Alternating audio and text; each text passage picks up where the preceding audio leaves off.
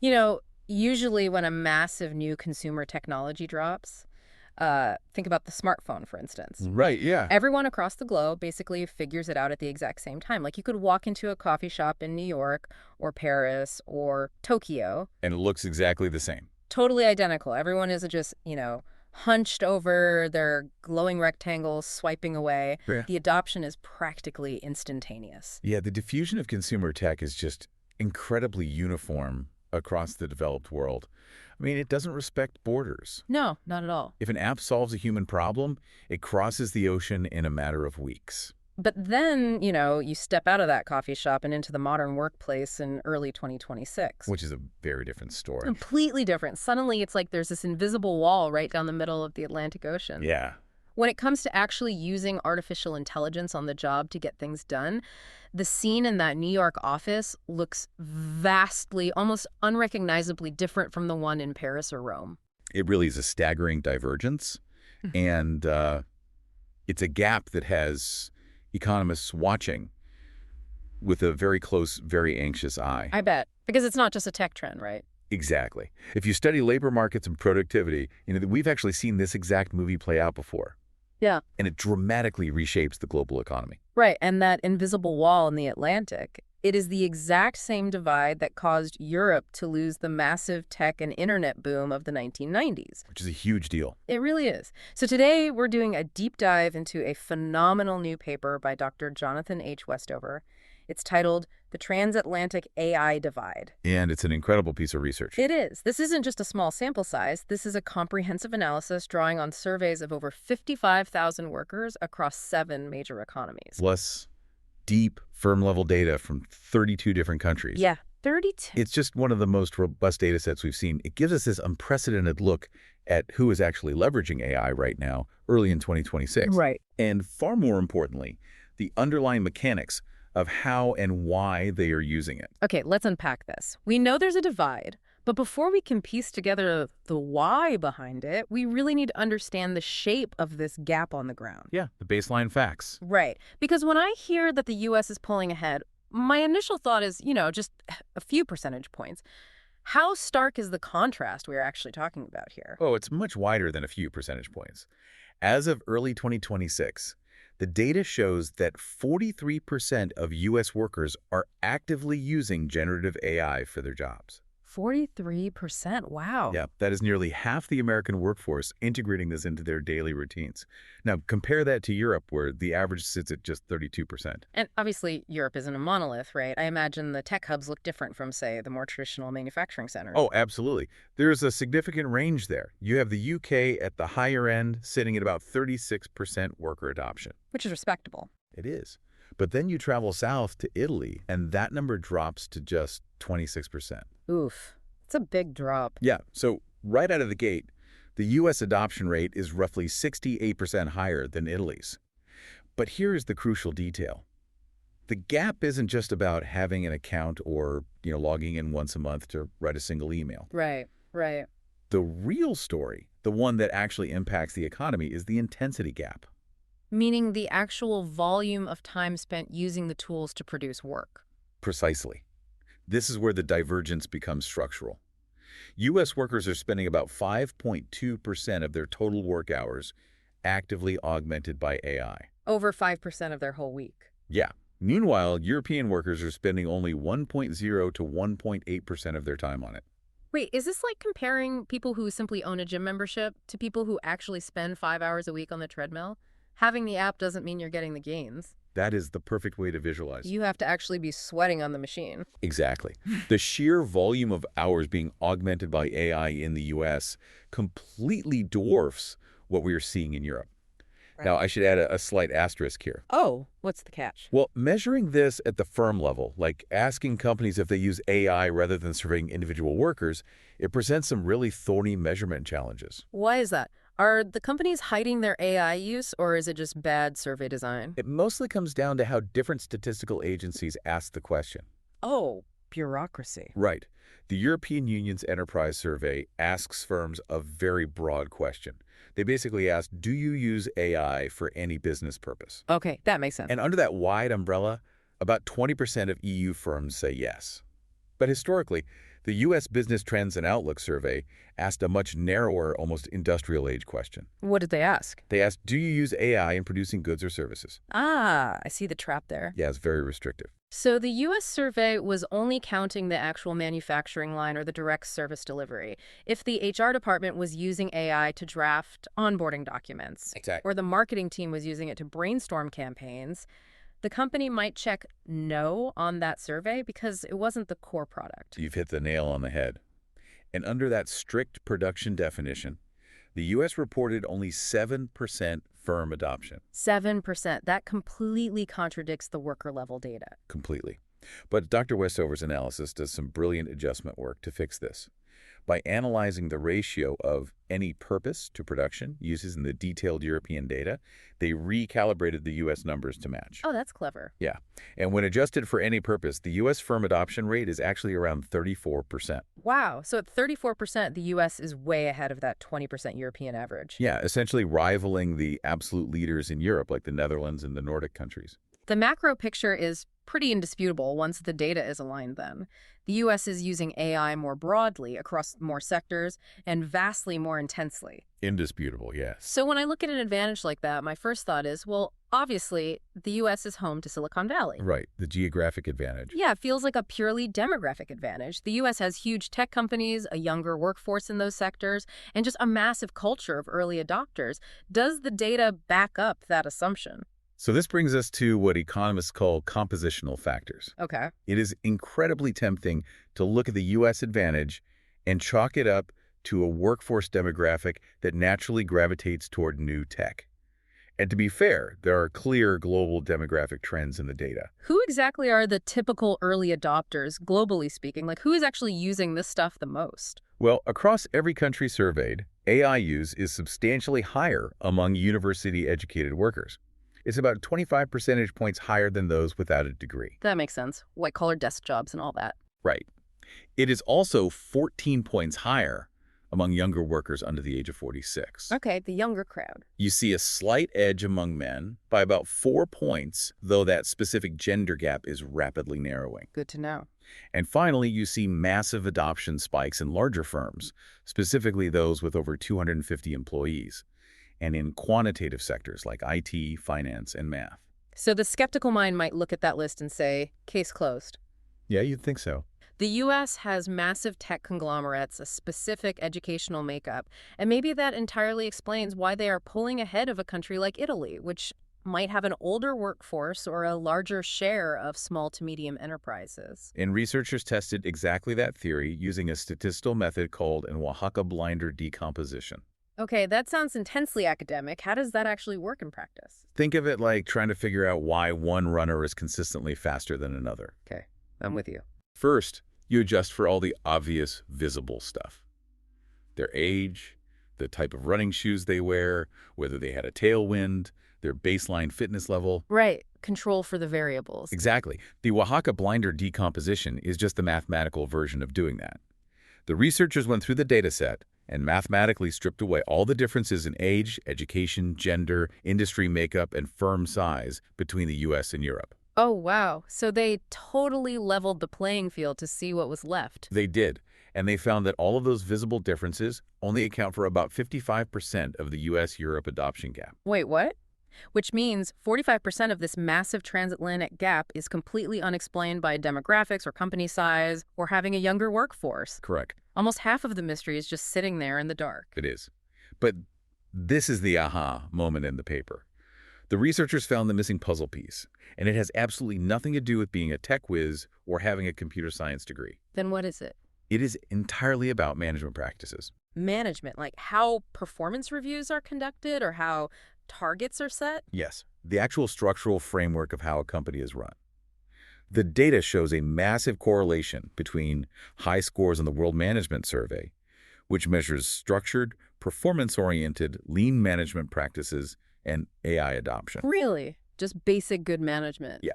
The U.S. systematically scores higher on these management indices across the board.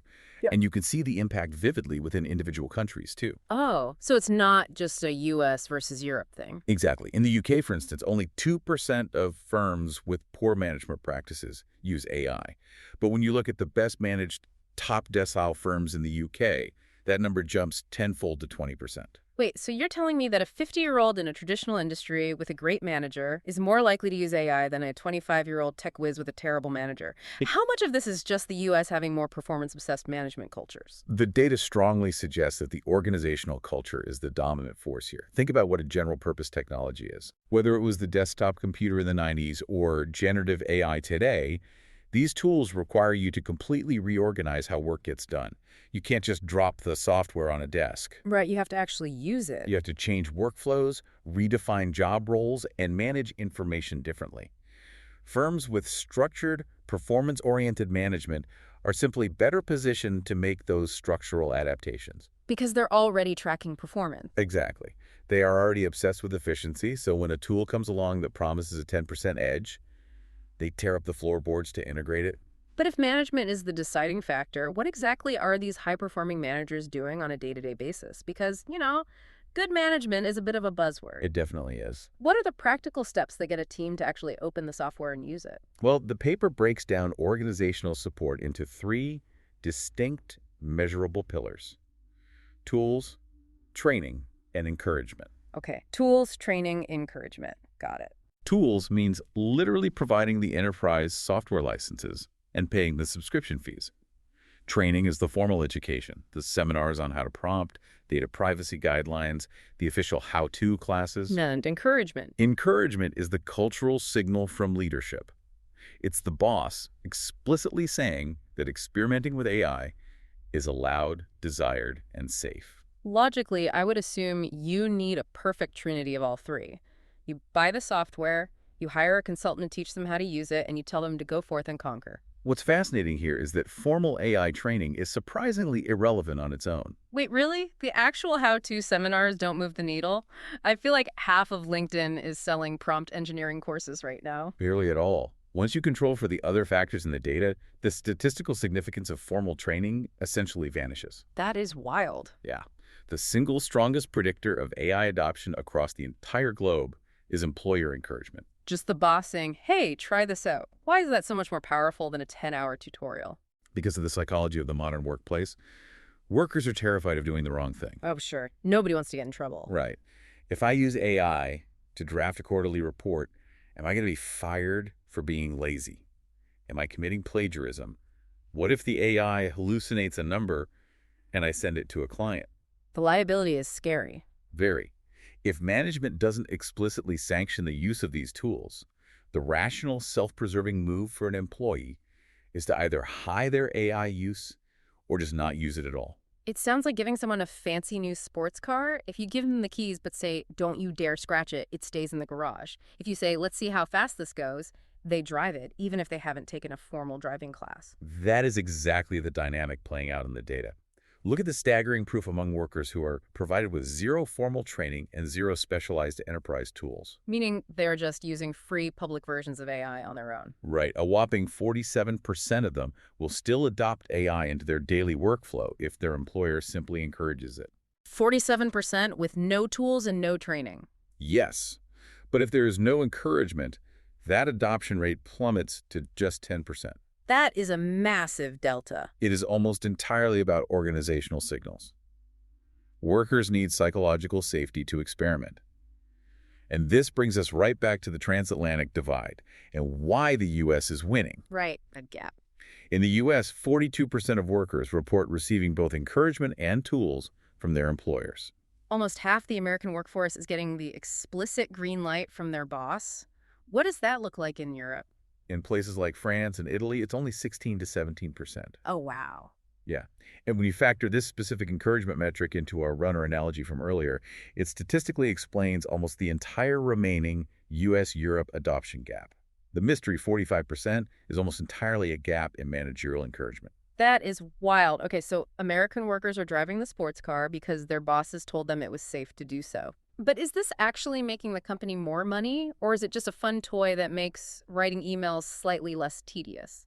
Because getting people to use a tool is one thing, but if it doesn't fundamentally move the needle on productivity, who cares? Oh, it is moving the needle. The micro-level evidence detailed in the paper is staggering. We are seeing incredible individual productivity boosts across highly diverse, complex fields. Like what? Well, software developers using AI tools like Copilot are completing coding tasks 55% faster, with absolutely no drop in the quality of the code. 55% faster. That's doing an 8-hour day in less than 4 hours. How are they doing that? They can't possibly be typing that much faster. They aren't typing faster, they are bypassing the friction. Instead of spending 3 hours hunting down a syntax error on a forum, the AI spots the bug in 3 seconds. Right. It does the tedious stuff. Yeah, they're skipping the boilerplate setup and focusing purely on the high-level architecture. And it's not just coding. Professional writers using ChatGPT are completing writing tasks 40% faster. Again, how? Is the AI just churning out the whole document? It's about overcoming the blank page. The AI generates a messy first draft, and the human acts as an editor rather than a creator from scratch. That makes total sense. Editing is usually faster than drafting. Exactly.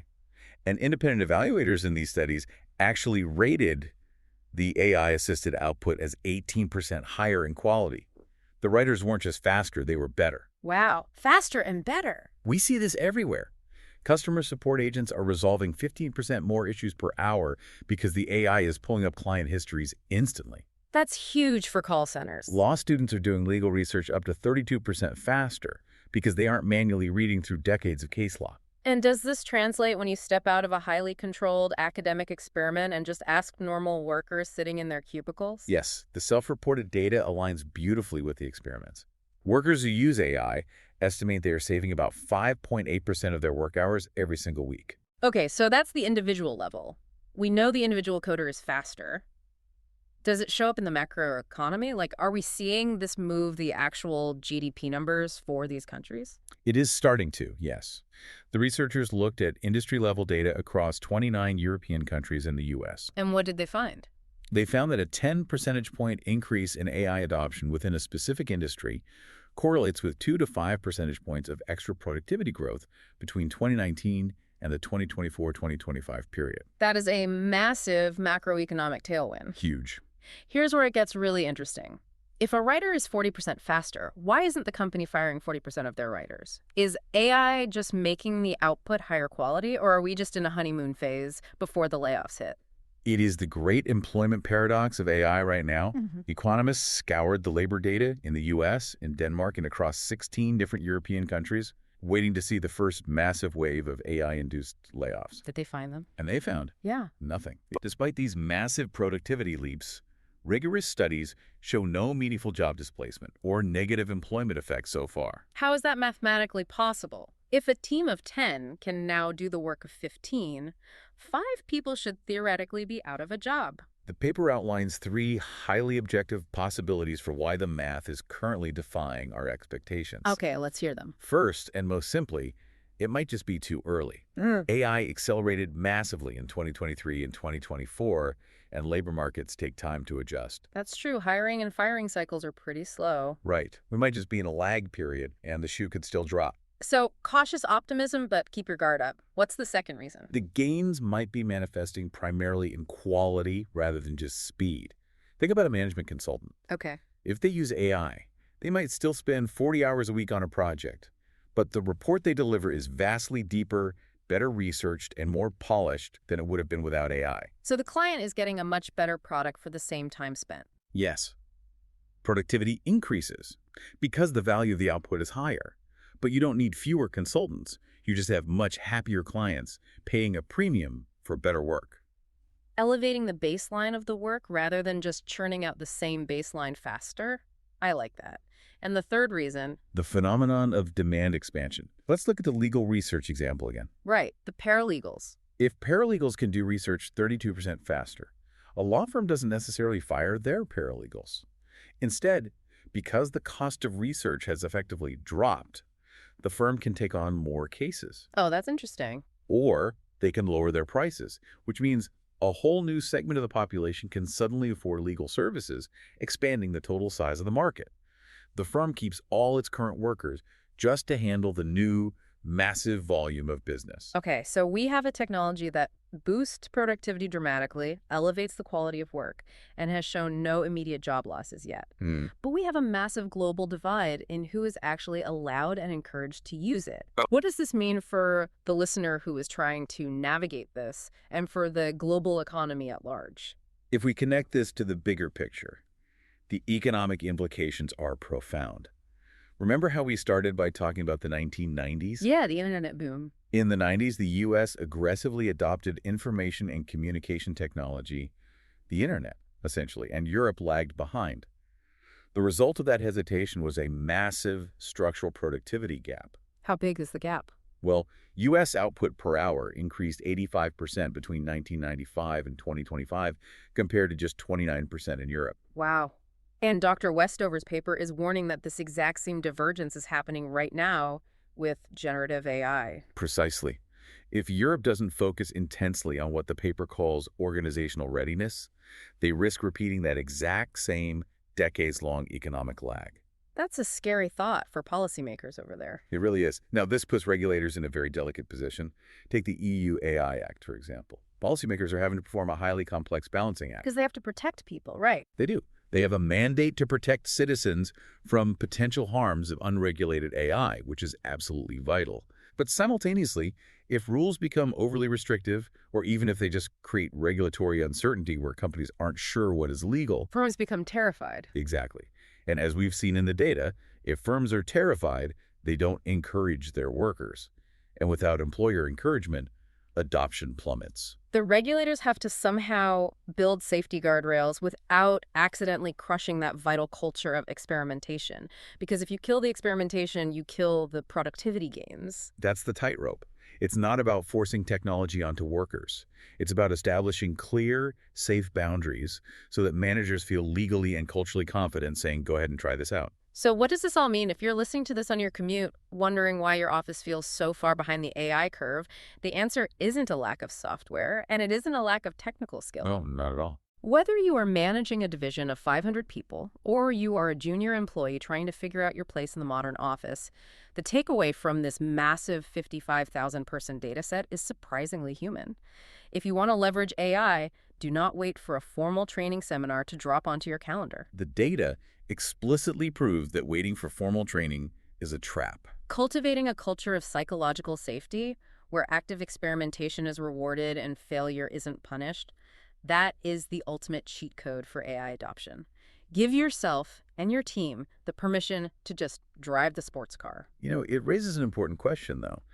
We have spent so much time over the last few years debating the macroeconomic effects of this technology. Like, will AI take our jobs? Will it replace human workers? It's the underlying anxiety everyone feels the first time they open ChatGPT and see what it can do.